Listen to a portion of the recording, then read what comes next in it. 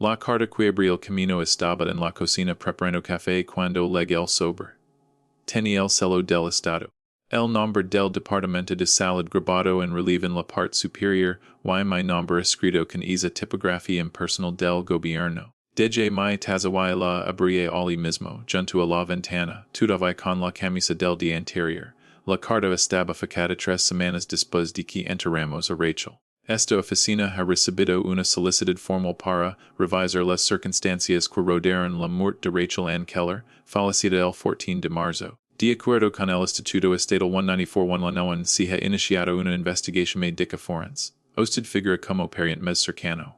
Por favor, comuniquis con nuestra oficina dentro de 10 días hábiles para hablar sobre los hallazgos y los próximos pasos. Lo leí 2 veces. Luego me senté a la mesa y lo volví a leer. Rachel había muerto 6 meses. La enterramos en abril una mañana fría y gris sin apenas gente. Mi hermana tenía 40 años y vivía sola en un duplex de alquiler en la zona este de la ciudad. Cuando el caso la encontré clavada 2 días desaparecida. Insuficiencia cardíaca dihidrón. Repentino trágico pero no sospechoso sin autopsia, sin investigación. Solo un certificado de defunción firmado por su médico de cabecera y un funeral 3 días después que nuestra madre organiza sin hacer ninguna pregunta. No había solicitado una resiga, ni siquiera sabía que se podía, entonces quien lo hizo. Lam el mero que aparecía en la carta, me contesta una mujer, amable y eficiente y me transferí con un investigador llamado Dr. Brennan. Tenía una voz baja y cuidadosa de esas que no te apuran pero tampoco te hacen perder el tiempo. Señorita Keller, dijo, gracias por llamar. Quería hablar con usted directamente antes de seguir adelante. No entiendo qué pasa, dijo. ¿Yo por qué ahora? Leva meses enterrada. Si es la solicitud provino de un tercero en farmacia judico que certi recetas para su hermana en los meses previos a su fallecimiento. Sería inconsistencias en su historial médico y contacta con nuestra oficina. Tras revisar la documentación inicial, consideramos que ameritaba un examen más profundo. Aprende el teléfono con más fuerza. ¿Qué clase de inconsistencias? No puedo dar detalles por teléfono.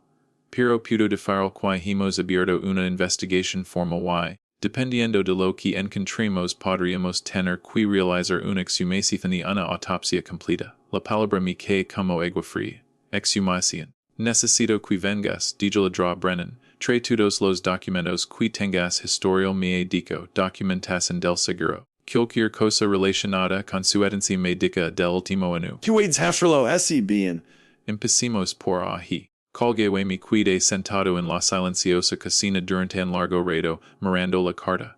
Rachel y yo no habíamos sido muy cercanos. Crecimos en la misma casa, compartimos los mismos padres, las mismas escuelas, los mismos recuerdos de la infancia.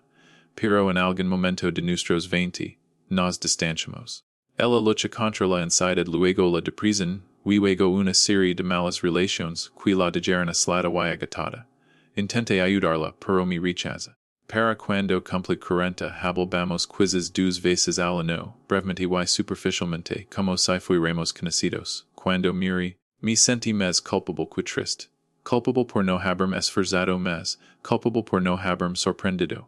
Nuestra madre se encarga de todo, los preparativos, el servicio, la cremación, no espera el entierro, insistí en el entierro. Ahora lo recuerdo. Shudri la cremación porque Rachel mentionó una vez que no quería problemas, pero mam lo descarta de inmediato. Quería una tumba, una lápida, algo permanente. No discuto estaba demasiado cansado y supuse que ella también estaba de luto. Pero ahora sentado allí con esa carta en mis manos comencé a recordar los detalles. El funeral había sido extraño, pequeño, solo mam yo un par de antiguos compañeros de trabajo de Rachel y un vecino. No hubo servicio religioso en realidad, solo una reunión junto a la tumba que duró unos 20 minutos. El atad estaba cerrado, nunca vi el cuerpo de Rachel. Una vez pregunté si podía, pero mam dijo que no era buena idea. Había estado solo 2 días dijo. Era mejor recordarla como era. Yo no empujé. Mam lo en silencio con un pañuelo en la mano, pero no se desmorona. Paracha serena casi organizada. Repartí oraciones impresas agradeció la gente por venir y se fue antes que yo. Cuando intenté hablar con ella después, dijo que necesitaba un tiempo a solas, lo respeté, no había hablado mucho con ella desde entonces. Unos cuantos mensajes, una llamada cerca de su cumplidos, no mention a Rachel ni tampoco. Ahora mi pregunta que me había perdido. Fui a la secretaria del condado al día siguiente y solicité copias del certificado de defunción de Rachel. El informe inicial del médico forense si lo había toda la documentación relacionada. La secretaria era una mujer de mediana edad con gafas con cadena. Y se movía lenta y met documento extrayendo archivos de una base de datos que porque no habers actualizado desde 2005. Tom. Dijo finamente, deslizando en delgado fajo de papels por el mostrador. Certificado de defunción. Certificado médico y una anotación de que no se realiza autopsia por falta de indicación. Revisé el certificado médico. Estaba firmado por el Dr. Lawrence Hoff, médico de cabecera de Rachel. Causa de la movimiento cardíaco agudo miocardiopatía subyacente. Sin traumatismo, sin signos de violencia doméstica. El cuerpo fue entregado a la familia. No reconocí la letra, pero la firma estaba allí nítida y oficial. Hey, algo más! Pregunta el empleado. Hubo alguna solicitud de investigación en ese momento. No según este archivo de la familia, yo no pidieron ninguna autopsia mimer por encima de sus gafas. Si alguien solicita que no se le haga una autopsia while médico trata ni está de acuerdo, no queda documentado aquí. Tendrías que preguntar al médico. Le di las gracias y me fui. La consulta del Dr. Hoff estaba en un centro médico cerca del hospital. Uno de esos edificios comunes con alfombra beige y carteles motivacionales en la sala de espera.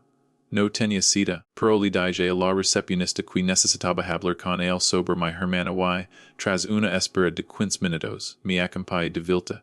El Dr. Hoff era mayor. Quiz de unos 60 y tantos con el pelo ralo y una sonrisa cansada. Se levanta cuando entré me estrecha la mano. Sigorita Keller lamenta mucho su pie redita. Rachel fue patient durante varios años. Gracias, solo tengo algunas preguntas si el país bien. Por supuesto, señantes por favor. Me senté frente a él, intentando mantener la voz firme. Cuando miré Rachel, firmaste el certificado de defunción. Anotaste insuficiencia cardíaca, eso es correcto. Tuviste su cuerpo. Dud, solo una fracción de segundo. Revise el informe de los paramédicos que acudieron y lo corroboré con su historial médico. Tenía problemas cardíacos documentados. Miocardiopatía arritmia. Dada su edad y condición la muerte súbita cardíaca era consistente. Pero no la viste. No lo hais. En casos donde la causa es clara y no hay indicios de trauma ni circunstancias sospechosas, no siempre es necesario un examen visual. Quien decide que no habrá autopsia, otra pausa. Superiente cercano, tu madre. Sentí una opresión en el pecho. Dijo por qué. Dijo que Rachel no lo habría querido. Fue muy firme al respecto. Ascendí lentamente. ¿Le recetaste alguna vez a Rachel algún medicamento para el corazón? Sí, beta bloqueantes, inhibidor exe tratamiento estánдар para su afección. Y qué más. Sedantes analgésicos. Fruncí el seno ligeramente. Le recetí una benzodiazepina de dosis baja para la ansiedad, pero nada más. Por qué lo preguntas, solo intento entender. Gracias por su tiempo, me fue antes de que pudiera hacer mis preguntas. Esa noche, revisé todas las calles que tenía del apartamento de Rachel. Tras su muerte, el casero se había lavado sus cosas y las había dejado en mi casa en 4 calles cerradas con cinta adhesiva. No las había abierto. Las había pelado en el garage y me que me ocuparé de ellas más tarde. Ahora los metí dentro y comencé a revisarlos metodicamente. Ropa, libros, correo vivo, un joyero sin nada de valor dentro, una carpeta con facturas, recibos y recordatorios de citas, y luego casi el fondo de la tercera caja, una bolsa con cierre hermético con 4 frascos de medicamentos. Los extendí en el suelo, trajeron del consultorio del Dr. Hoff metaprol o lisinoprol lorazepam.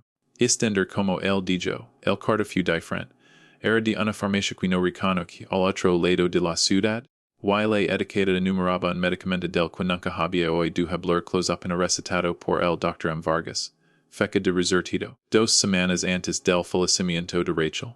Lo busqué en mi teléfono. Clozapina, antipsictico, se utiliza para la esquizofrenia y el trastorno bipolar grave. Alto riesgo de efectos secundarios incluyendo complications cardíacas.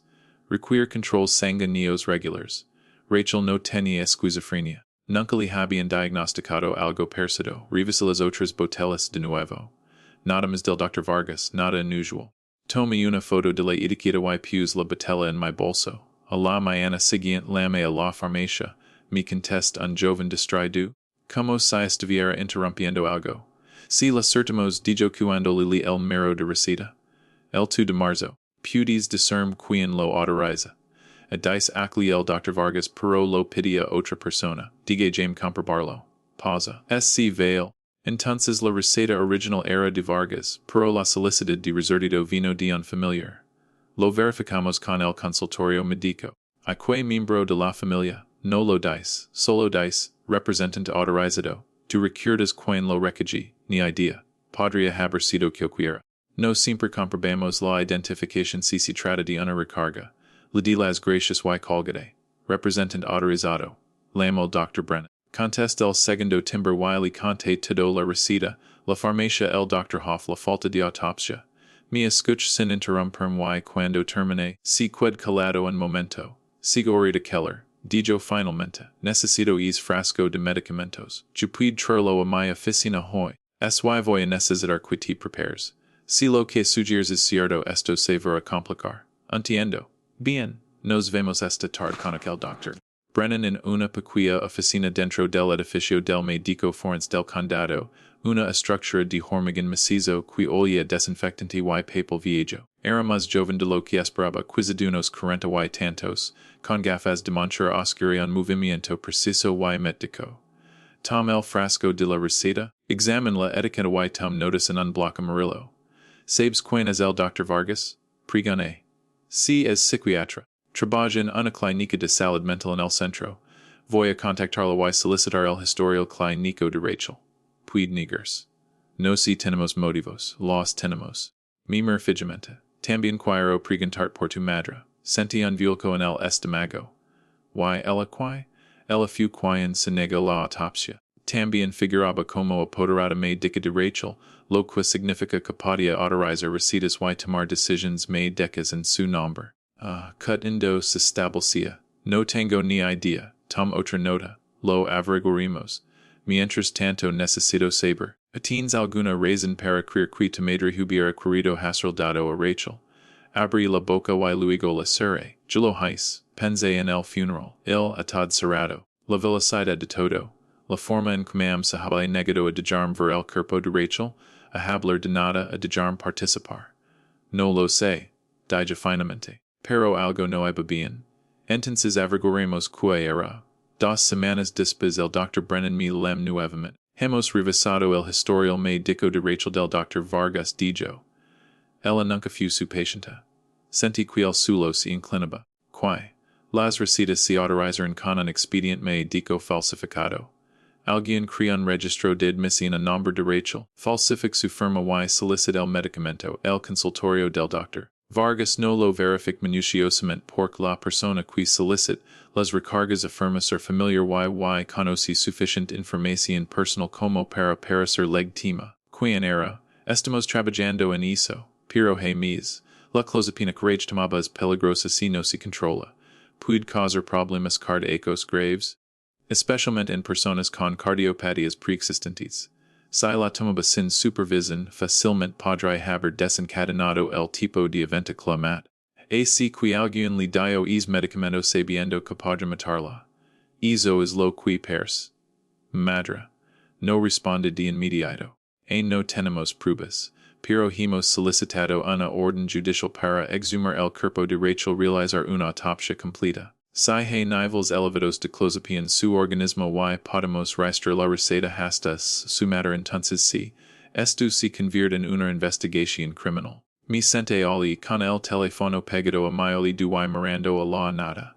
Segurita Keller se es difícil, pero vamos a obtener respuestas. La exhumación tuvo lugar una fría mañana de octubre. No estuvo la dra. Brennan me dijo que sería mejor que no estuviera y acepté. No quería ver si sacaban a Rachel de la tierra. En cambio esperé. Los días se convirtieron en semanas. Seguí trabajando muy bien en dom, con el teléfono a mano. No llamé a mi madre, no le conté lo que estaba pasando. Simplemente esperé. Cuando finalmente llamé al Dr. Brennan, su voz era tranquila pero pesada. La autopsia está completa, dijo.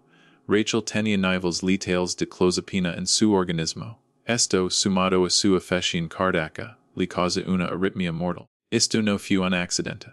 Cerré los ojos. También hemos rastrado la actividad de las recetas. Su madre figuraba como apoderada de Rachel desde enero. 3 meses antes de su fallecimiento, ella traía las reposiciones. Recae los medicamentos.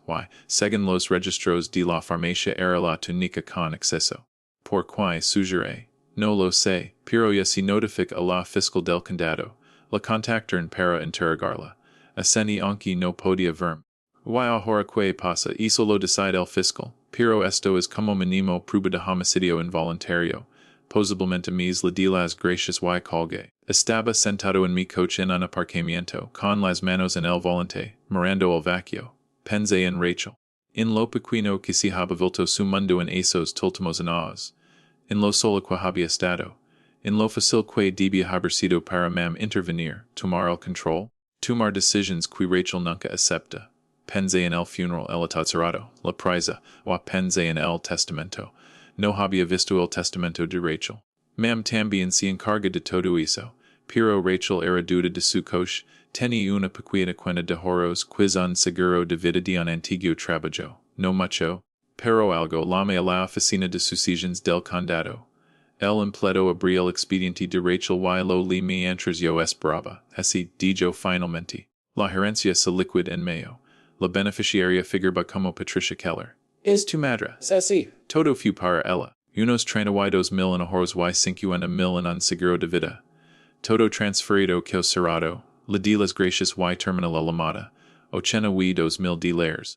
Eso era lo que había valido la vida de Rachel. El arresto ocurrió 3 semanas después. Yo tampoco estuve presente, pero me enteré por la dra. Brennan.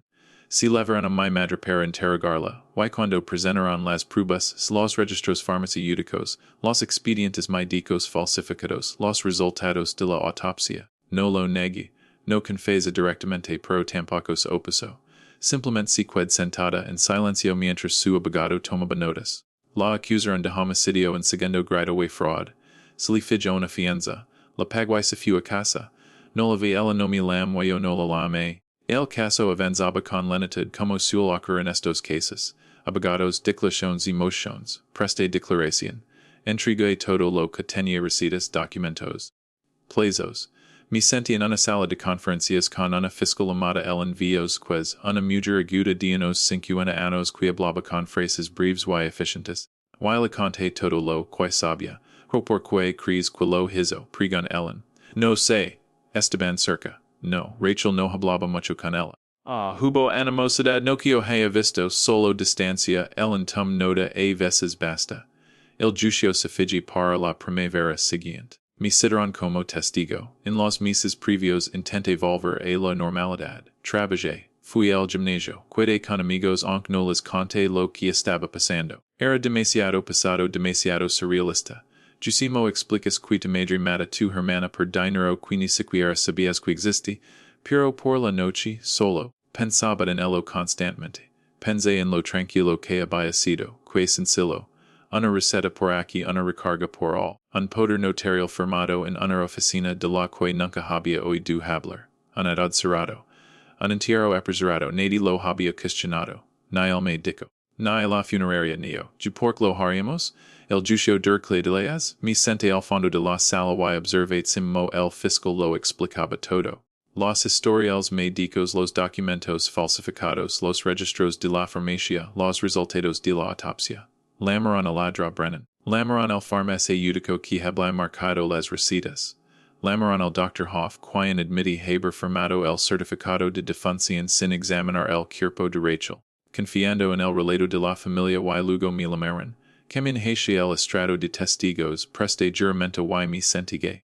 El envío ziquis estaba a unos metros de distancia, con las manos juntas y la voz firme. Si ahorita Keller, que induce enter de que su hermana estaba tomando clozapina. Después de su muerte encontré la receta entre sus pertenencias. ¿Alguna vez te lo mencionan? No. ¿Tu madre alguna vez lo mencionó? No. Cuando murió tu hermana participaste en los preparativos? No, mi madre se encarga de todo. ¿Chu viste el cuerpo de tu hermana? No. Porque mi madre dijo que no era una buena idea. Ellen hizo una pausa. Preguntaste por qué. Sí, Dijo Corrachel lavabados de es solo yquera mija recordar la tal como era, la Cristi, Mireia mi madre, estaba sentada en la mesa de la defensa, con las manos en el regazo while Murata fija al frente, no mi mir, esi dije, lo hais, la defensa argumenta disminución de la capacidad, agotamiento del cuidado y un malentendido sobre la dosis, presentaron a la madre como abrumada, confundida y con una preocupación infundada. Sugirieron que Rachel podría haber estado tomando la medicación por su cuenta, que la madre simplemente la había resortido sin comprender los riesgos. Pero los registros de la farmacia no lo confirmaban, los registros de admisión falsificados no lo confirmaban, el poder notario, firmado 3 meses antes del fallecimiento de Rachel, tampoco lo confirmaba. El jurado deliberó durante 6 horas. Culpable de un cargo de homicidio en segundo grado, culpable de 2 cargos de fraud. Las sentencias fija para 8 semanas más tarde, no me cuide para el veredicto. Sal de la sala me subí al coche y conduje casa. Me senté en la cocina, el mismo lugar donde estaba cuando leg la carta y no lore. Simplemente me quedé alla sentada sintiéndose se calmaba el piso. Cuando leg la sentencia, no estuvo all, lo supe después. Cedidos con derecho a libertad condicional en 5. Restitución a los bienes de Rachel, aunque no quedaba nada que pagar. Nunca volví a hablar con mi madre. No la visité, no le escribí, no asistí a las apelaciones y no respondí cuando su abogado me contactó para pedir una declaración de apoyo. Simplemente la dejé ir. En los meses siguientes, reflexioné mucho sobre el silencio. Sobre todo lo que ocurre en los espacios que no observamos, las preguntas que no hacemos. Pensé en lo fácil que es confiar en alguien solo porque se supone que debes hacerlo, y en que te puede causar esa confianza cuando es infundada. Pensé en Rachel y en lo sola que debía estar, que invisible. Vendí su lápida y la reemplacé con algo sencillo. Solo su nombre y los ojos, nada de escrituras ni clichés. La visito a veces cuando es buen tiempo. No hablo mucho. Simplemente me siento allí y pienso en quién habría sido si alguien le hubiera prestado atención. Pienso en el farmacéutico que nota que algo no iba bien y lam. No lo conozco pero pienso mucho en él. En Chelmo no tenía por qué importar. En che mo le importaba. Al fin y al cabo no se sigue una lección en todo esto. No creo que la haya algunas cosas simplemente pasan. Y uno vive con ellas y eso es todo. Pero si es todo. Nunca volveré a asumir que el silencio significa paz, o nunca confiar en alguien solo porque se supone que es confiable. Si alguna vez te quedaste en silencio el tiempo suficiente para finalmente ver lo que realmente estaba sucediendo, no estás solo.